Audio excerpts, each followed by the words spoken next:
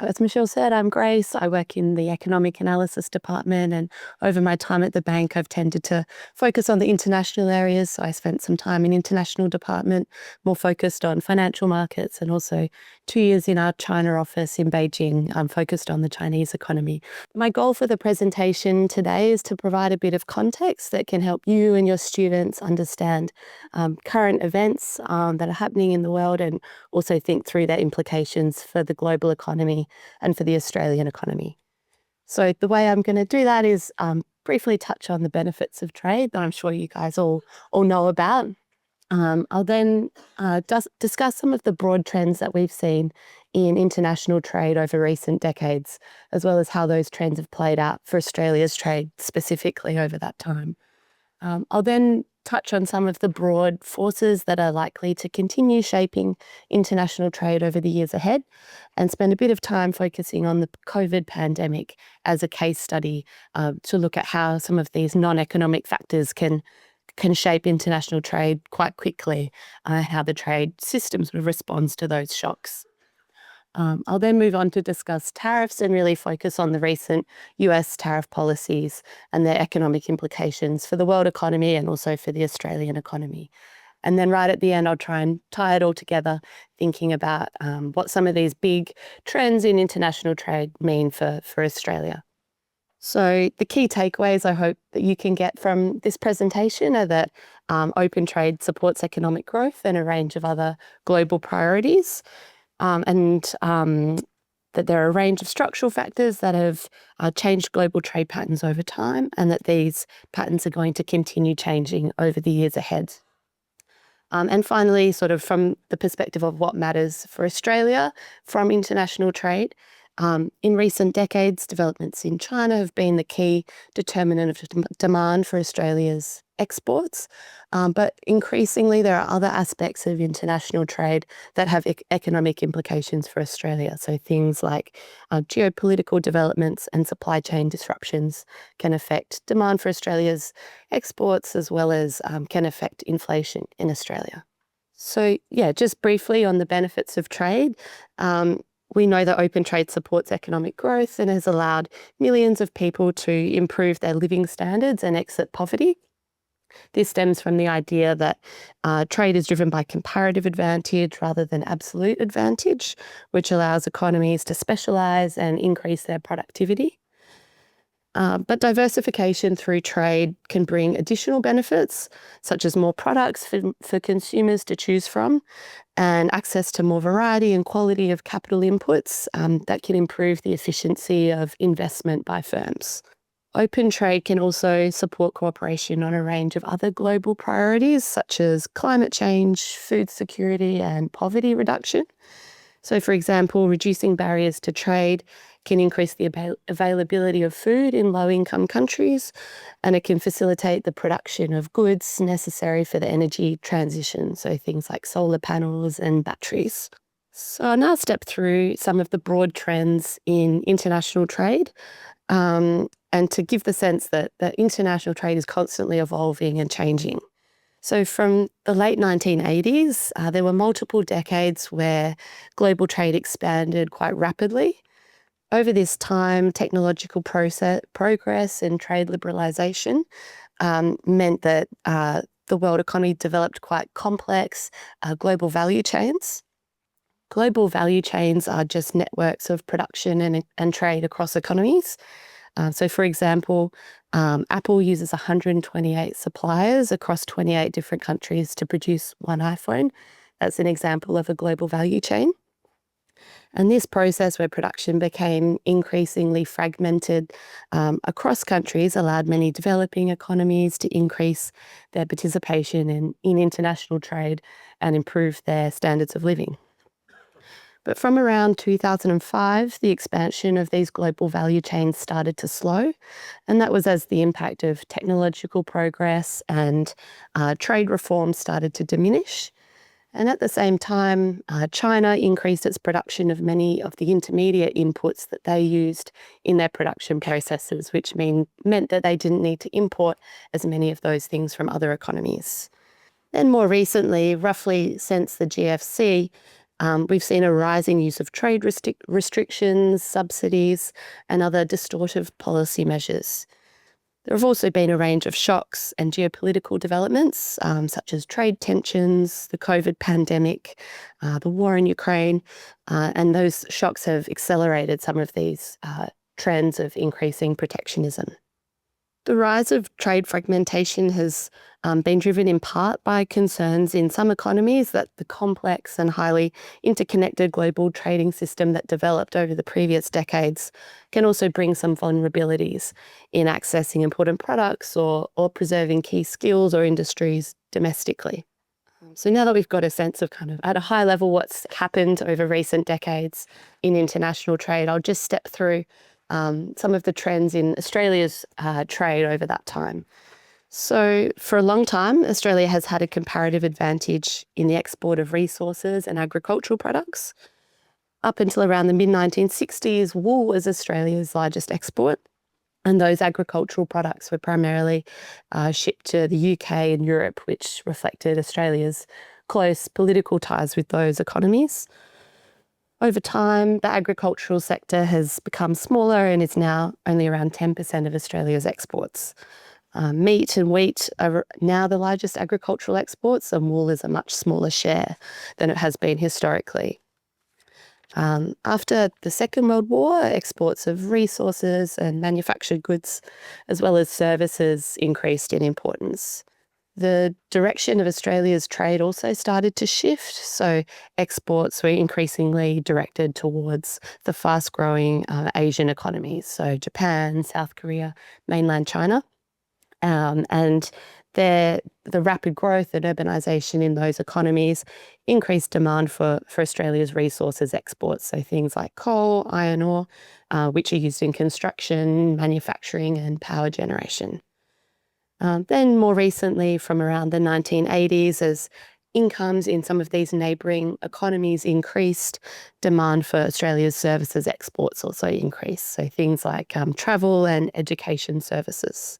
One thing that's important to note is that although the direction of trade has shifted away from non-Asian economies towards Asia in terms of direct export demand, those non-Asian economies still remain an important source of indirect demand for Australia's exports. So Australia exports a lot of products to Asia as a part of global value chains where things are produced and assembled and then exported all around the world. So the final demand can actually be in a broad range of economies, not just in Asia.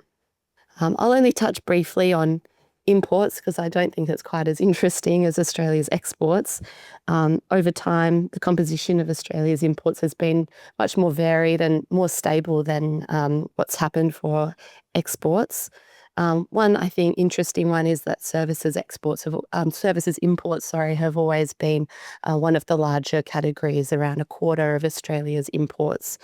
And this mainly reflects the expenditure of Australian residents when they go overseas for either holidays or education, business, and their transport costs as well. So global trade and Australia's trade have changed quite a bit over recent decades.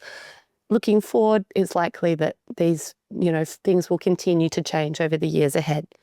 So some of the factors that will shape, I think, trade over the coming years are some structural forces. So things like climate change and technological change are likely to shift comparative advantage and also make some previously non-tradable services tradable. So, for example, climate change will affect the availability and productivity of factors of production, particularly in the agriculture and tourism sectors.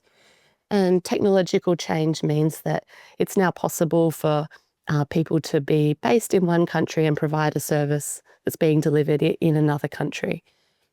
So those services are now more tradable than they were in the past. Another factor that is likely to continue shaping international trade is the increasing use of trade tools to achieve non-trade objectives. So that includes things like climate change, inequality, and national security. That's not necessarily problematic from an economic perspective. As I mentioned at the start, Open trade can support a whole range of policy objectives, but it does mean there's a need to carefully coordinate policy and assess both the economic and non-economic implications of policies. And finally, rising geopolitical tensions increase the risk of fragmentation in the global trade system, which reduces efficiency, increases uncertainty, and can distort investment patterns and decisions.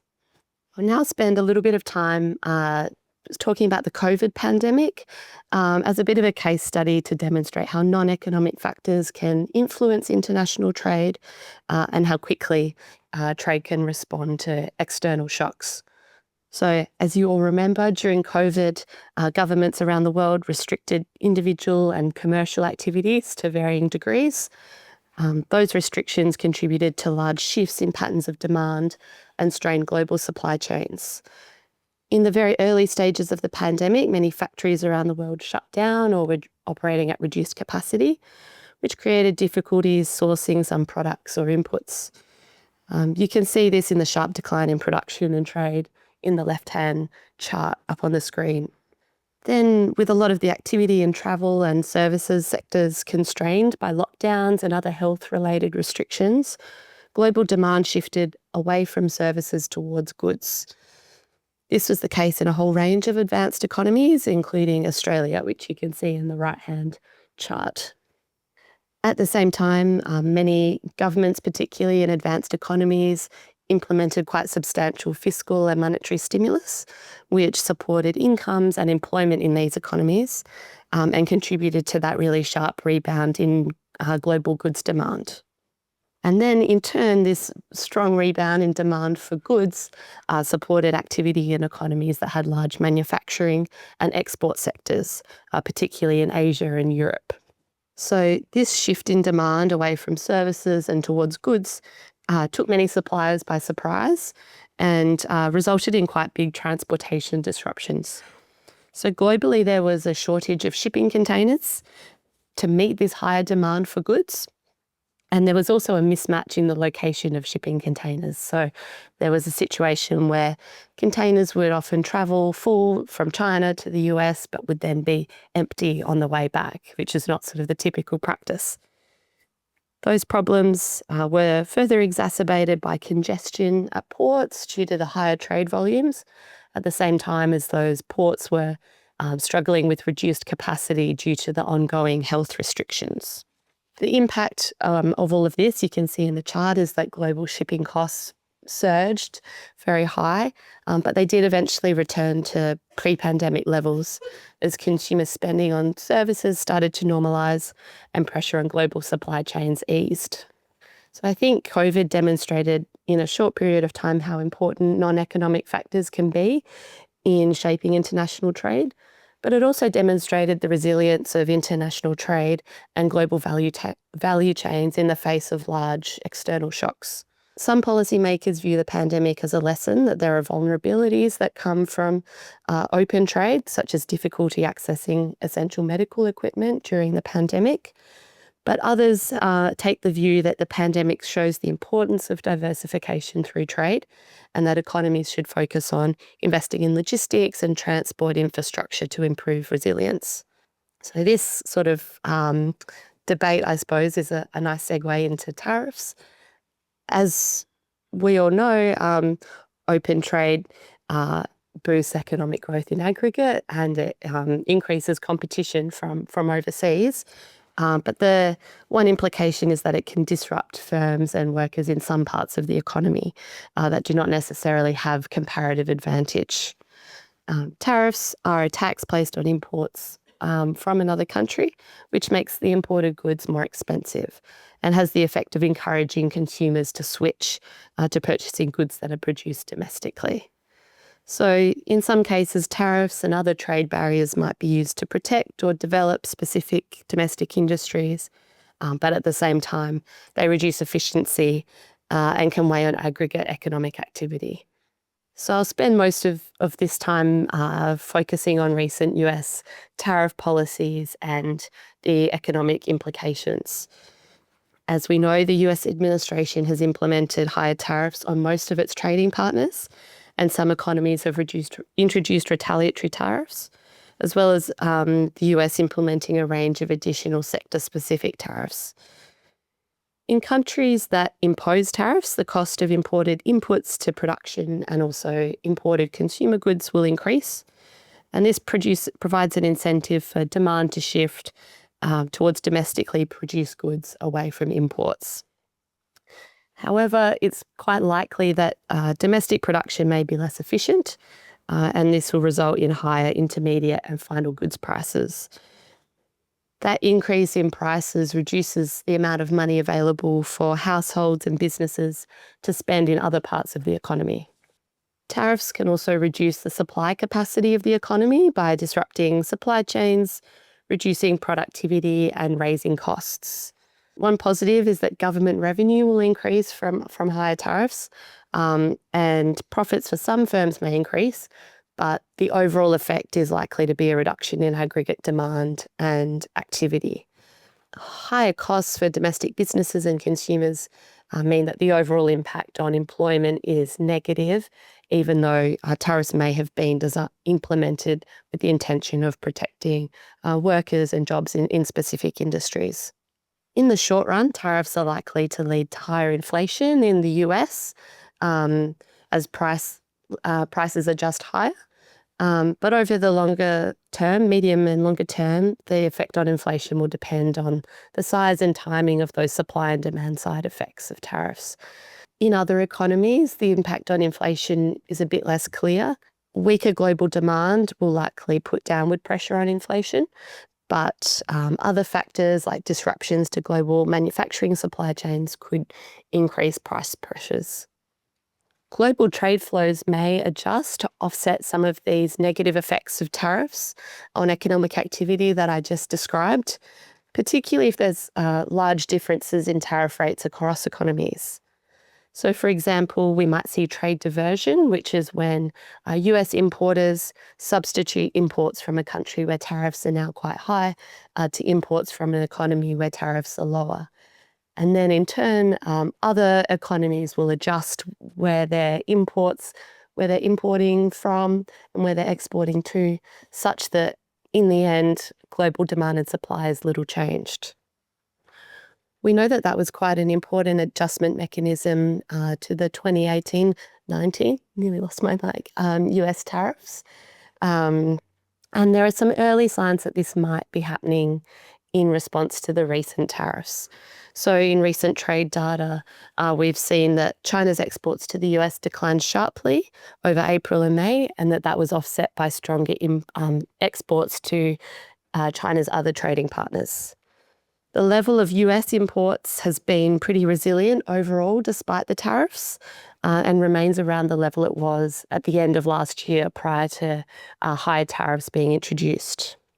You can also see that in the right-hand panel of this chart, there was a big front-loading of US imports, so a big increase in imports ahead of tariffs coming into effect as importers tried to front-run and import lots of lower-cost goods before tariffs came into effect. And that has also helped to insulate or at least delay some of the pass-through of tariffs into the US economy as those importers draw down on these inventories they've built up.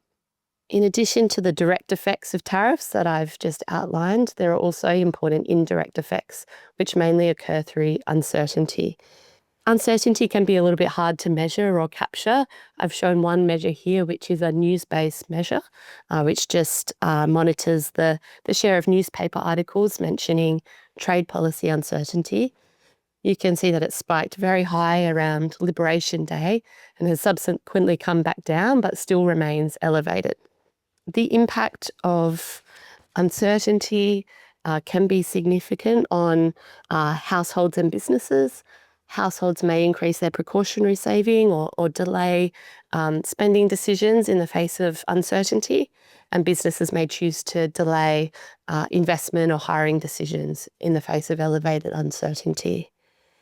It's a bit too early for us to know if this is, to see in the data whether this is playing out in response to the recent tariffs, but it's absolutely something we're monitoring closely and looking for evidence of. So I'll just wrap up the discussion of US tariff policies by looking at the implications for Australia. The direct impact on Australia from US tariffs is likely to be small, and this is because Australia exports to the US are quite a small share of our total exports, less than 10%.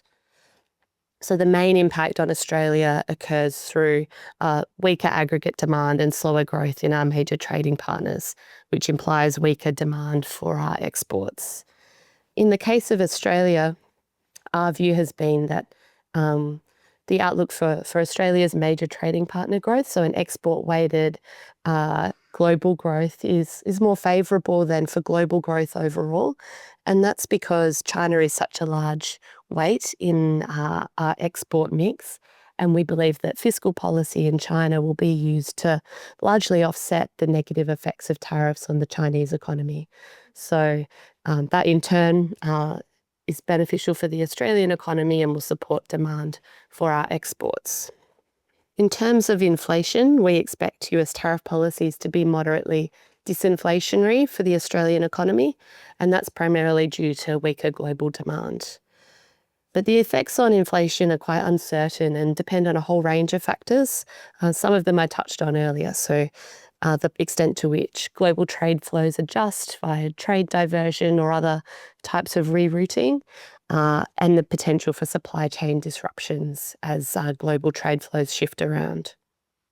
So just to conclude, I thought I'd try and tie together everything I've spoken about in the context of what it all means for Australia. So Australia is a relatively open and trade-exposed economy. This means that developments overseas and in the global trading system can have significant implications for our economy. In recent decades, as global trade expanded and stabilised, developments in international trade were largely benign or favourable for the Australian economy.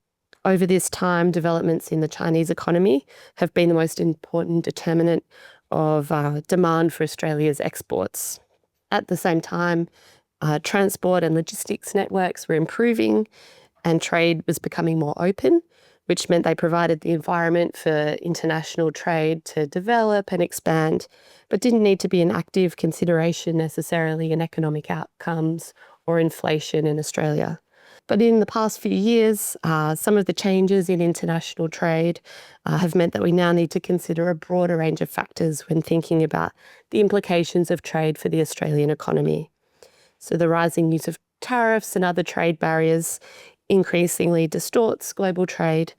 Geopolitical conflict can disrupt supply chains and shipping, and a whole range of non-economic shocks such as climate change and pandemics can affect trade patterns and supply chains. So all of these things can influence demand for Australia's exports as well as inflation in Australia. So just to properly finish up, we've covered a lot in this session. We've touched on factors that have shaped trade globally and in Australia over recent decades, some of the factors that will be important for shaping trade over the years ahead, the rising use of trade barriers such as tariffs and their economic implications, and thinking about the economic impact of some global events, particularly COVID and recent US tariff policies.